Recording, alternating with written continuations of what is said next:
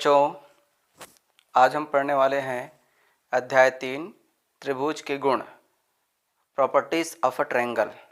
त्रिभुज क्या होता है ये आप सभी जानते ही हैं। 3 भुजाओं से घिरी हुई बंद आकृति को त्रिभुज कहते हैं। अब हम इस अध्याय में पढ़ेंगे त्रिभुज के कौन कौन से ऐसे गुण हैं जो कि आपको जानना चाहिए, और उसका उपयोग करते हुए हम जो दिए हुए प्रश्नावली के प्रश्न हैं उन सबको हल करेंगे। ठीक है बच्चों, तो देखते हैं त्रिभुज के गुण। त्रिभुज के गुणों में पहला जो है वो है भुजा के आधार पर त्रिभुज के 3 प्रकार होते हैं। ये आप सभी जानते ही हैं, समबाहु त्रिभुज, विषमबाहु त्रिभुज और समद्विबाहु त्रिभुज। समबाहु जिसमें त्रिभुज की तीनों भुजाएं बराबर होती है, समद्विबाहु जिसमें कोई 2 भुजा जो है आमने सामने की 2 भुजाएं जो है वो बराबर होती है, विषमबाहु त्रिभुज जिसकी तीनों भुजाएं अलग अलग नाप की होती है। दूसरा जो इसका प्रमुख गुण है, कोण के आधार पर भी त्रिभुज के 3 प्रकार होते हैं, न्यून कोण त्रिभुज, अधिक कोण त्रिभुज और समकोण त्रिभुज। न्यून कोण त्रिभुज जिसकी सभी कोण जो है न्यून कोण हो अर्थात 90 अंश से कम हो। अधिक कोण त्रिभुज जिसमें का कोई एक कोण, कम से कम कोई एक कोण अधिक कोण हो, यानी 90 अंश से अधिक का हो। और तीसरा है समकोण, अर्थात जिसमें से कोई एक कोण समकोण हो अर्थात 90 अंश का हो। तो ऐसे त्रिभुज को हम समकोण त्रिभुज कहेंगे। ये 2 जो है त्रिभुजों के प्रकार को दर्शाता हुआ 2 गुण हो गया। तीसरा गुण कहता है कि त्रिभुज के तीनों कोणों का योग 180 अंश होता है। ये भी बहुत ही महत्वपूर्ण चीज़ है, क्योंकि इसी की सहायता से यदि किसी त्रिभुज के 2 कोण दिए हुए हों तो तीसरे कोण का हम ज्ञान कर सकते हैं। चौथा है समबाहु त्रिभुज के सभी कोणों का मान 60 अंश होता है। ये भी बहुत ही महत्वपूर्ण है, क्योंकि हमको पता है तीनों कोणों का योग 180 अंश होता है। अब समबाहु त्रिभुज के सभी कोणों का मान 60 अंश होता है, यानी समबाहु त्रिभुज तो उसकी भुजा तो बराबर होती है, साथ ही उसका कोण भी बराबर होता है, और वो होता है 60 अंश का, क्योंकि 60 को आप जोड़ेंगे तो 60 60 60 180 अंश होता है। इसी तरह से पांचवा है समद्विबाहु त्रिभुज में आमने सामने की भुजा के साथ साथ आमने सामने के कोण भी समान होते हैं। जिस तरह से समबाहु त्रिभुज की भुजा के साथ साथ कोण भी बराबर होते हैं, तीनों कोण बराबर होते हैं 60 60 अंश के, उसी तरह से समद्विबाहु त्रिभुज में भी खासियत है कि भुजा न सिर्फ भुजा बल्कि भुजा के साथ साथ आमने सामने के कोण भी आपस में बराबर होते हैं। ये हो गया 5। अब 6वां गुण, किसी भी त्रिभुज में बड़े भुजा का सम्मुख कोण बड़ा एवं छोटे भुजा का सम्मुख कोण छोटा होता है। ये लाइन है, इसका अर्थ स्पष्ट है। हम देखें कोई एक त्रिभुज है जिसमें अगर इन तीनों त्रिभुज में इस भुजा का मान बड़ा है, ये भुजा का मान बड़ा है, तो इस भुजा के सामने वाला कोण, ये वाला कोण का भी मान बड़ा होगा। यही चीज़ उसमें कहा गया है। और जिसका भुजा का मान छोटा, यानी इसमें ये इस तरह से है और इसमें मान लिए ये वाली भुजा का मान थोड़ा सा छोटा है, तो इसके सामने ये वाला जो कोण है इसका मान छोटा होगा। तो एकदम स्पष्ट है, हम त्रिभुज में अंदाज़ा लगा सकते हैं कि यदि त्रिभुज 3 त्रिभुज है जो इस तरह से मान लिए, तो यहाँ पर अंतर स्पष्ट है। थोड़ा सा अच्छे से साफ रूप में बना दूँ, ये बड़ा है, ये छोटा है और ये थोड़ा बीच का है, तो इसके सामने का ये वाला कोण बड़ा होगा और ये छोटा कोण है तो इसके सामने का ये छोटा होगा। और जस्ट अपोजिट 7वां नंबर भी वही कहा गया है कि किसी भी त्रिभुज में बड़े कोण का सम्मुख कोण, किसी भी त्रिभुज में बड़े कोण का सम्मुख भुजा बड़ा एवं छोटे कोण का सम्मुख कोण छोटा होता है। यहाँ पर ये मिस्टेक है, भुजा जस्ट अपोजिट है। इसमें हम देखे थे यदि किसी त्रिभुज का भुजा बड़ा है तो उसका सामने का कोण बड़ा होगा, और भुजा छोटा है तो सामने का कोण छोटा होगा। इसमें जस्ट उल्टा है, यदि कोण बड़ा है तो सम्मुख भुजा भी बड़ा होगा, और अगर कोण छोटा है तो सम्मुख भुजा भी छोटा होगा। जस्ट अपोजिट है इसमें, यानी इसमें हम कोण को पहले ध्यान देके भुजा की ओर जाएंगे और इसमें भुजा से कोण। 8वां है यदि समद्विबाहु त्रिभुज एक समकोण त्रिभुज भी हो तो उसके 2 अन्य कोण 45 अंश के होते हैं। यानी यहाँ पर एक ऐसा जो त्रिभुज है ये होता है आपका समद्विबाहु त्रिभुज, जिसकी ये 2 भुजाएं समझ लीजिए बराबर है। लेकिन यहाँ पर ऐसा कुछ कंडीशन हो जाए कि ये इस तरह से हो, यहाँ पर एक जो है समकोण यहाँ पर नजर में आ रहा है, ये आपका समकोण 90 अंश का, और साथ में ये दोनों भुजाएं अगर बराबर हो तो ये समद्विबाहु भी है और समकोण त्रिभुज भी है। तो इस स्थिति में ये जो बाकी के जो दो कोण होंगे ये होंगे 45 अंश के, ये बताया गया है। ठीक है बच्चों, तो इस तरह से ये आपके पूरे जो है त्रिभुज के कुछ जो प्रमुख गुण हैं ये आप जान लिए। आगे हम सिर्फ अब प्रश्नावली के प्रश्न हल करेंगे। प्रश्नावली 3.1 में पहला प्रश्न है रिक्त स्थानों की पूर्ति करिए। इसमें पहला रिक्त स्थान है किसी त्रिभुज में बराबर भुजाओं के सम्मुख कोण परस्पर खाली स्थान होते हैं। तो ये आप समझते हैं किसी त्रिभुज में बराबर भुजाओं अर्थात दो बराबर भुजा है तो ये समद्विबाहु त्रिभुज है, और समद्विबाहु त्रिभुज में दो भुजाओं के साथ साथ दो कोण भी बराबर होते हैं। तो इसका आंसर आएगा बराबर।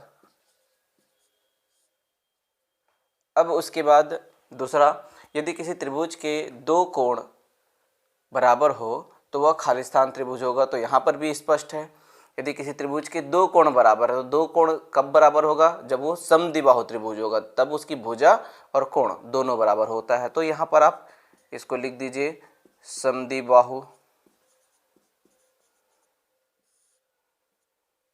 दूसरी स्थिति हो सकती है लेकिन वो कंडीशन कब होगा, वो समद्विबाहु और समकोण दोनों त्रिभुज हो, तब ऐसी स्थिति में भी उसके कोण बराबर होते हैं। पर हमको फिलहाल इतना ही कंडीशन दिया है तो इसलिए यही सही होगा।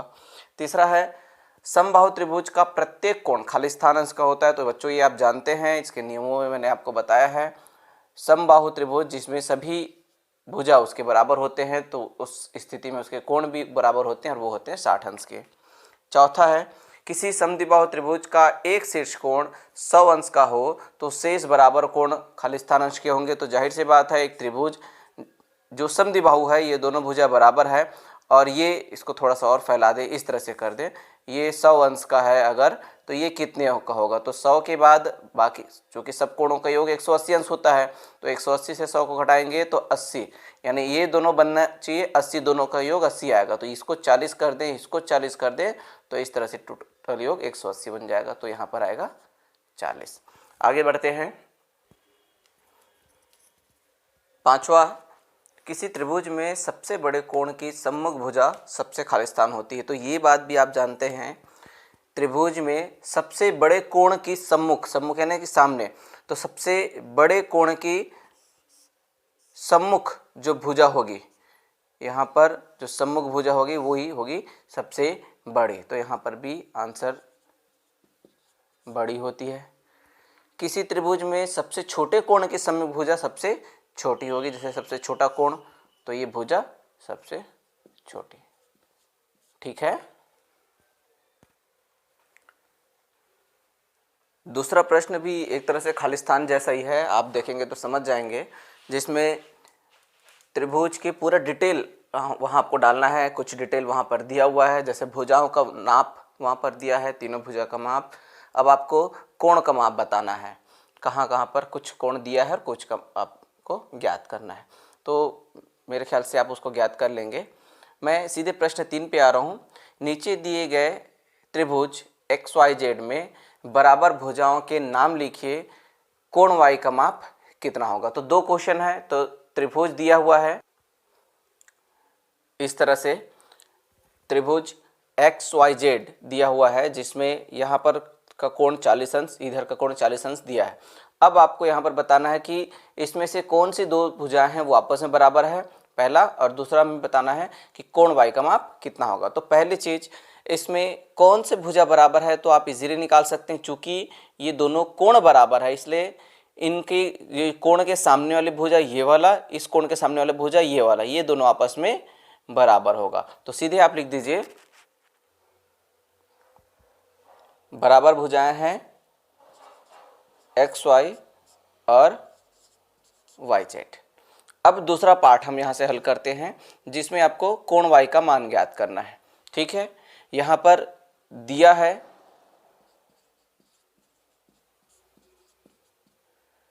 कोण X बराबर 40 अंश, कोण Z बराबर 40 अंश। अब हम जानते हैं चूँकि कोण X धन कोण Y धन कोण Z बराबर 180 अंश, तीनों कोणों का योग 180 अंश होता है नियम से। वैल्यू रख दें 40 अंश, कोण Y को यहीं रहने दीजिए वैसे ही 40 अंश बराबर 180 अंश, कोण Y यहीं रह जाएगा 180 अंश, 40 जोड़ के इधर जाके ऋण बन जाएगा 80 अंश, कोण Y बराबर आ जाएगा 100 अंश। ठीक है बच्चों, तो ये प्रश्न 3 का हल हो गया। बराबर भुजाएं ये दोनों हैं और कोण Y का मान इतना है।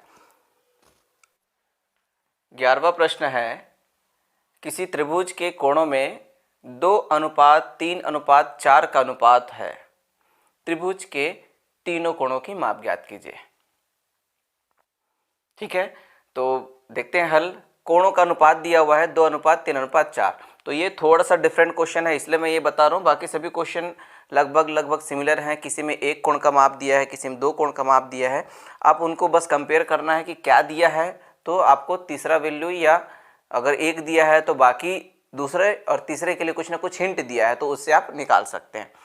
हल करते हैं और हल करने के टाइम आप बस को मानना है कि यहाँ पर जो वैल्यू दिया है 2:3:4 उसको कि माना त्रिभुज के सभी कोण जो इस अनुपात में दिया है उनका वैल्यू वास्तव में इतना है। माना सभी कोण क्रमशः 2x 3x और 4x है। ठीक, तब हम जानते हैं त्रिभुज के तीनों कोणों के योग से 2x धन 3x धन 4x बराबर 180। त्रिभुज के तीनों कोणों का योग 180 अंश होता है। अब आप जोड़ दीजिए 2x 3x 2 और 3 5 और 4 9x बराबर 180।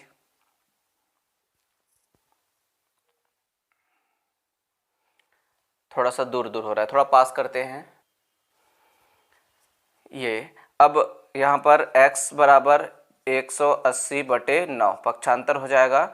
9 एकम 9, 9 दूनी 18, 0 का 0 यानी 20। तो x का वैल्यू आ गया 20। तो इस तरह से अब आप तीनों का वैल्यू ज्ञात कर सकते हैं।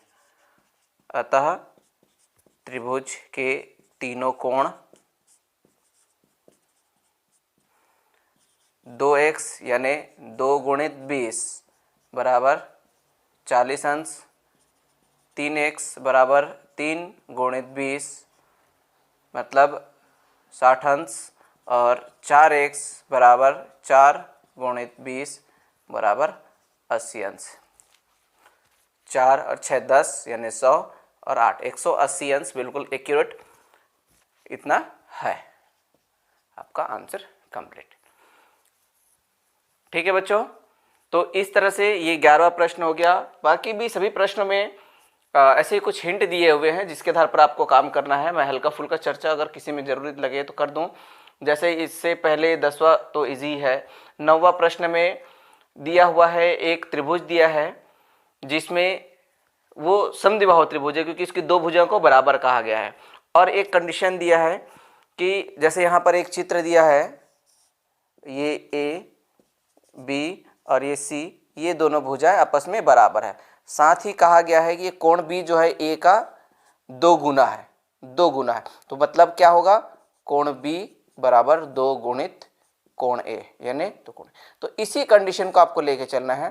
ठीक है, मान लीजिए ए है एक्स है इसका वैल्यू, तो क्या हो जाएगा 2x, और चूंकि ये दोनों बराबर है तो ये भी क्या हो जाएगा 2x। तो अब आपको इन तीनों को जोड़ना है, x 2x और 2x को जोड़ के हल निकाला। तो सेम यही वाला काम आपके पास आएगा। ये वाला जोड़ेंगे, यहाँ पर x का मान आएगा, वापस x के मान को यहाँ रख देना, निकल आएगा। ठीक है, ऐसे ही 8वां प्रश्न भी वैसे ही कुछ है सिमिलर। 7वां प्रश्न भी वैसे ही है जिसमें समद्विबाहु त्रिभुज के बारे में कहा गया है। 8वां प्रश्न में इस तरह से एक समद्विबाहु त्रिभुज है कि ये बीच का कोण जो है ये 90 अंश का है। ये दोनों भुजाएं आपस में बराबर है। ये अगर x है तो ये भी क्या होगा x, और ये है 90।